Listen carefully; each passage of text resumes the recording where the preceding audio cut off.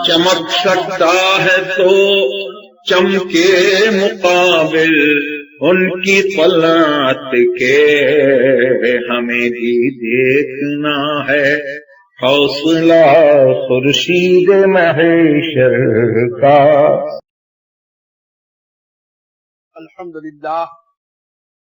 الحمد للہ رب العالمین والعاقبۃ للمتقین والصلاة والسلام علی اشرف الانبیاء والمرسلین وعلی آلہ واصحابہ اجمعین، اما بعد۔ اعوذ باللہ من الشیطان الرجیم، بسم اللہ الرحمن الرحیم۔ انا نحن نزلنا الذکر وانا لہ لحافظون۔ صدق اللہ العظیم وبلغنا رسولہ النبی الامین الکریم، ونحن على ذلك لمن الشاہدین والشاکرین والحمد للہ رب العالمین۔ قال اللہ تبارک وتعالی في شان حبیبہ الاعلی، ان اللہ وملائکتہ یصلون علی النبی یا ایھا الذین آمنوا صلوا علیہ وسلموا تسلیما۔ اللہم صل علی سیدنا و مولانا محمد معدن الجود والکرم، منبع العلم والحلم والحکم، وآلہ وصحبہ وبارک وسلم۔ صلاۃ و سلام علیک یا رسول اللہ، وعلی آلک وصحابک یا حبیب اللہ۔ قادریم نعرہ یا غوث اعظم زنم، قادریم نعرہ یا غوث اعظم زنم، دمز شیخ احمد رضا خان خود عالم زنم۔ لائق صد احترام علماء کرام، بزرگوں اور دوستوں اور بچوں، السلام علیکم ورحمۃ اللہ وبرکاتہ۔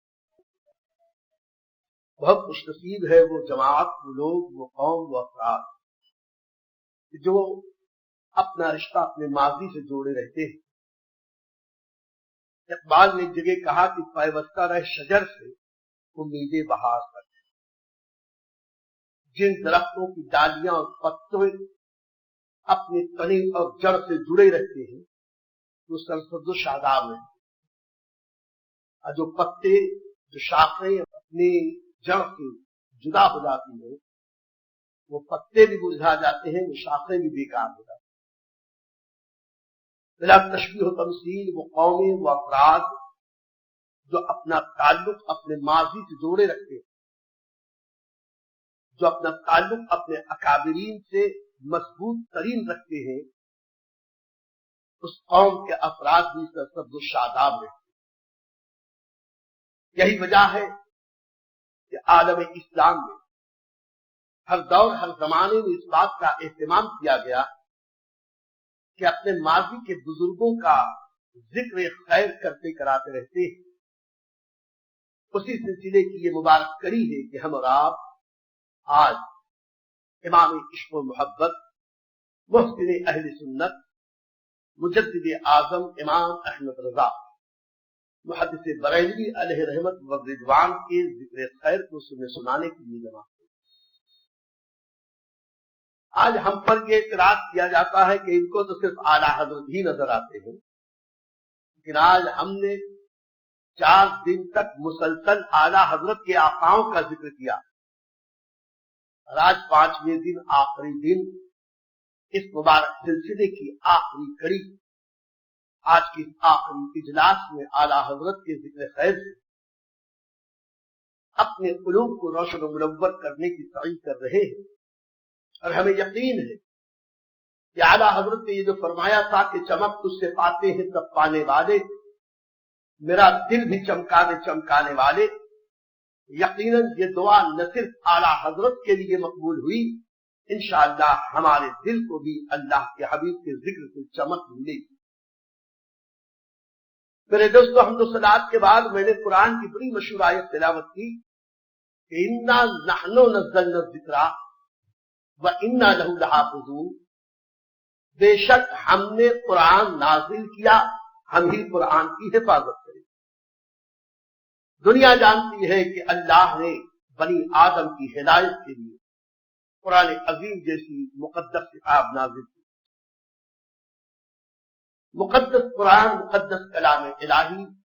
بنی آدم کی ہدایت کے لیے نازل ہوا۔ یہ پہلی کتاب آسمانی نہیں تھی، قرآن سے پہلے توریت، زبور، انجیل اور دیگر صحیفے بھی اللہ نے نازل کیے تھے، لیکن ان کتابوں کی حفاظت اللہ نے بندوں کے سپرد فرما دی تھی کہ کتاب کی ہم نے تمہیں دی، کتاب کی حفاظت بھی تمہاری ذمہ داری ہے، لیکن بنی آدم اس ذمہ داری سے عہدہ برا نہ ہو سکے۔ نتیجہ یہ نکلا کہ تھوڑے ہی دنوں میں ان آسمانی کتابوں میں شیطان کے ورغلانے سے لوگوں نے رد و بدل کر دیا۔ توریت، زبور اور انجیل اور دیگر صحیفے اپنی اصل شکل میں باقی نہیں رہی، اور اللہ کی مشیت اور مصلحت بھی تھی، اس لیے کہ ان کتابوں کو اللہ نے قیامت کی صبح تک کے لیے نازل نہیں کیا تھا، لیکن جب نبی آخر الزمان صلی اللہ علیہ وسلم تشریف لائے، ہمارے آقا کی نبوت کو اللہ نے عام اور تام کر دیا تھا۔ ہمارے آقا بنی آدم کے تمام طبقوں، تمام قبیلوں، تمام ملکوں کے لیے نبی بن کے آئے تھے۔ ہمارے آقا ہر دور، ہر زمانے کے نبی بن کر تشریف لائے، اور آقا پر نازل ہونے والا قرآن کلام الہی یہ بھی قیامت کی صبح تک منشور الہی یا دستور حیات کی شکل میں اللہ نے نازل کیا۔ تو ضرورت تھی کہ قیامت کی صبح تک قرآن اپنی اصل شکل میں باقی رہے، اور اللہ کا کلام بندے اس کو محفوظ نہیں رکھ سکتے تھے، تو اللہ نے قرآن پاک کی حفاظت کا انتظام یہ فرمایا کہ رب نے اس کی حفاظت اپنے ذمہ کرم سے رکھی کہ اس قرآن کی حفاظت ہم کریں گے، اور الحمدللہ اللہ نے قرآن عظیم کی حفاظت کا وہ حسین انتظام فرمایا ہر دور، ہر زمانے، ہر قرن میں، کہ جب جب قرآن پاک کی عظمت و حرمت سے کھلواڑ کرنے والے سامنے آئے، اللہ نے ہر دور میں ویسے ویسے اسلام کے سپاہی قرآن کی حفاظت کے لیے کھڑا فرما دیا۔ کسی بھی کتاب کی حفاظت کے دو طریقے ہیں میرے دوست۔ کتاب کی دو حقیقتیں ہیں، ایک ہے کتاب کا متن اور ایک ہے اس کا مفہوم۔ الفاظ کتاب، متن کتاب ایک ہے اور مفہوم کتاب ایک ہوتا ہے۔ اللہ رب العزت نے اپنے کرم سے الفاظ قرآن کی بھی حفاظت کا انتظام کیا، اب مفہوم قرآن کی بھی حفاظت کا انتظام کیا۔ الفاظ قرآن کی حفاظت کے لیے اللہ نے قرآن کو یاد کرنے کے لیے آسان بنا دیا، اور اتنا آسان کیا کہ چھوٹے چھوٹے بچے بھی پورا پورا قرآن یاد کر لیتے۔ اللہ نے اپنی قدرت سے قرآن کو یاد کرنے کے لیے، پڑھنے، سننے، سنانے کے لیے اتنا آسان کر دیا کہ آج کے دین بیزاری کے عالم میں بھی پوری دنیا میں جانے کتنے ایسے حفاظ ہیں کہ جب محراب میں کھڑے ہو جاتے ہیں تو اکیلے ایک رات میں پورا پورا قرآن سنا دیتے ہیں۔ یہ معمولی بات نہیں ہے،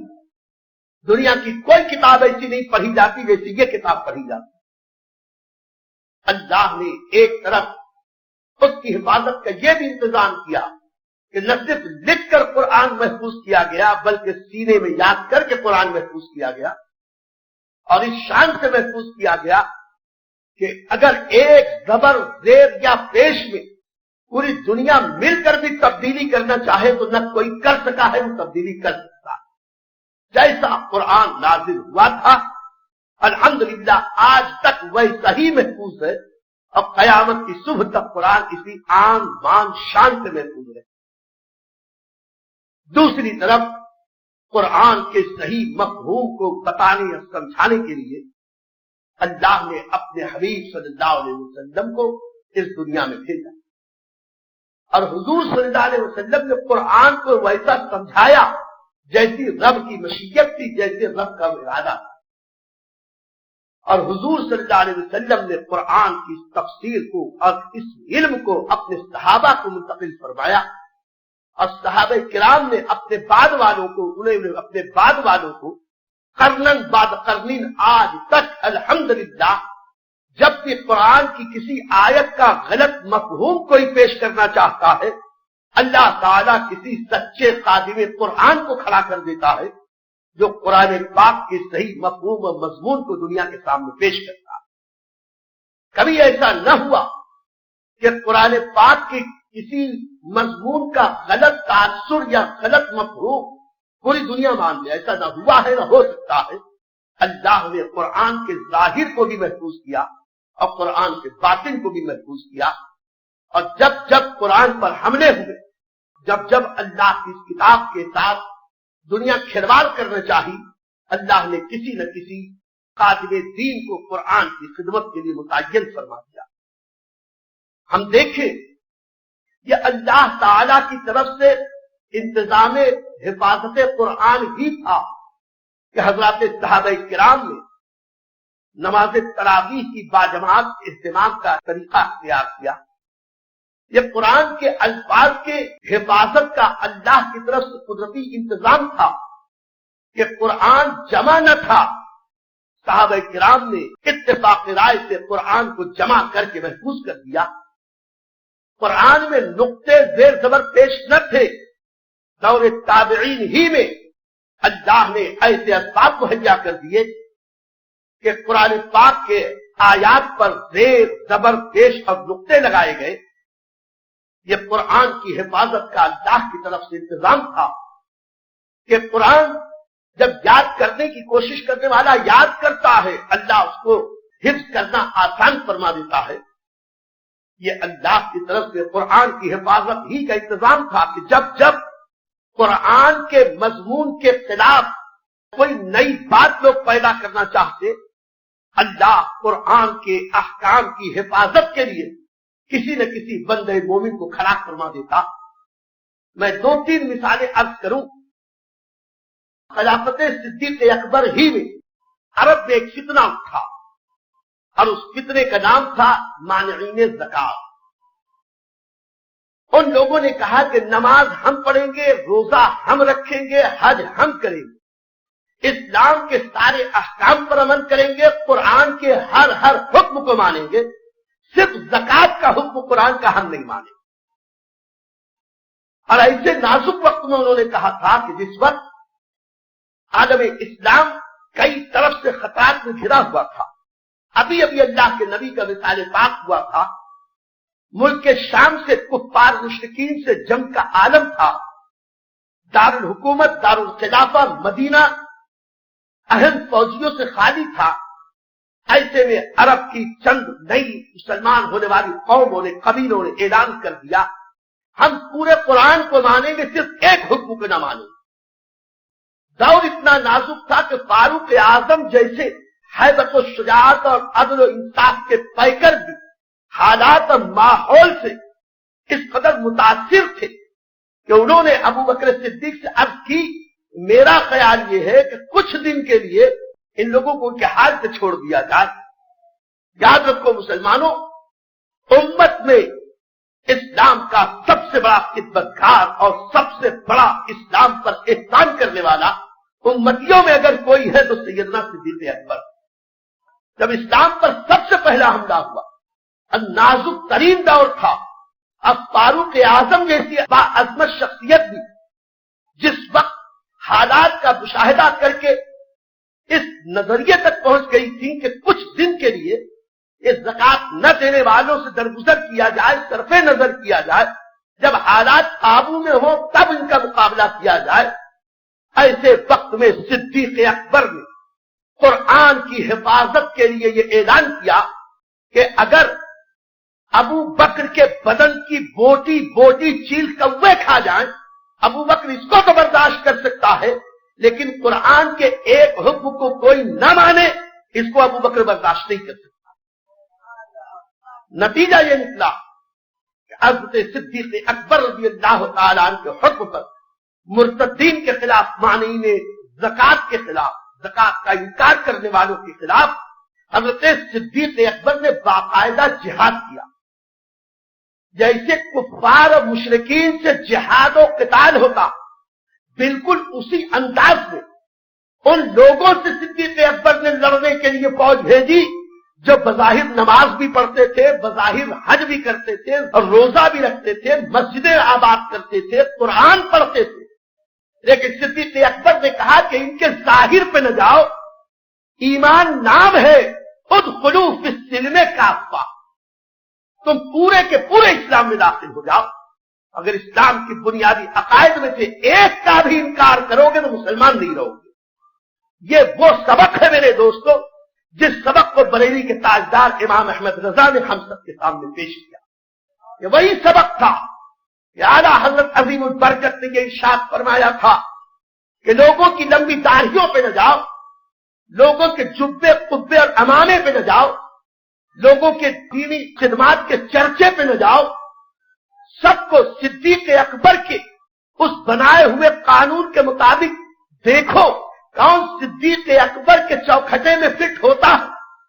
جو صدیق اکبر رضی اللہ تعالیٰ عنہ کے طریقے پر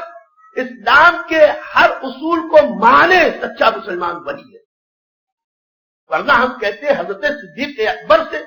صحابہ کرام نے اس وقت یہ کیوں نہیں کہا تھا کہ یہ زکات دینے والے زکات ہی تو نہیں دے رہے ہیں، کلمہ تو پڑھ رہے ہیں، نماز تو پڑھ رہے ہیں، مسجد تو آباد کر رہے ہیں۔ صحابہ کرام نے یہ کیوں نہیں کہا کہ ان کی لمبی داڑھیاں ہیں، یہ میراث قرآن کے مطابق تقسیم کرتے ہیں، قرآن کے ہر حکم پر سر جھکاتے ہیں، ایک زکات ہی تو نہیں دیتے؟ کسی نے اعتراض نہیں کیا۔ مطلب یہ کہ سارے صحابہ کا فتویٰ یہ تھا، اجماع صحابہ یہ تھا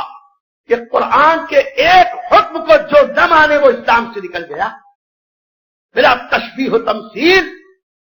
امام احمد رضا نے یہی سبق دیا تھا کہ کوئی ظاہر میں کتنا ہی متقی پرہیزگار تقوی شیار دکھائی دے، اگر وہ خدا کی عظمت کا انکار کرے اس کو مسلمان مت مانو، اگر وہ خدا کی شان میں گستاخی کرے اس کو مسلمان مت مانو، اگر وہ اللہ کے نبی صلی اللہ علیہ وسلم کی شان اقدس میں گستاخی کرے تب کلمہ نماز نہ دیکھو، جب تک وہ سچی توبہ نہیں کرتا اس کو مسلمان مت مانو۔ یہ فتویٰ امام احمد رضا کا اپنا فتویٰ نہیں تھا، صحابہ کرام کے اجماعی فتوے کی اظہار کا ایک انداز تھا جو امام احمد رضا نے ہم کو عطا کیا۔ تو اب یہ کرنا ہے میرے دوستو، امام احمد رضا نے جو سب سے بڑا کارنامہ انجام دیا ہے وہ یہ ہے کہ ڈال دی قلب میں عظمت مصطفیٰ سیدی اعلی حضرت لاکھوں سلام۔ آخر دعوانا الحمدللہ رب العالمین۔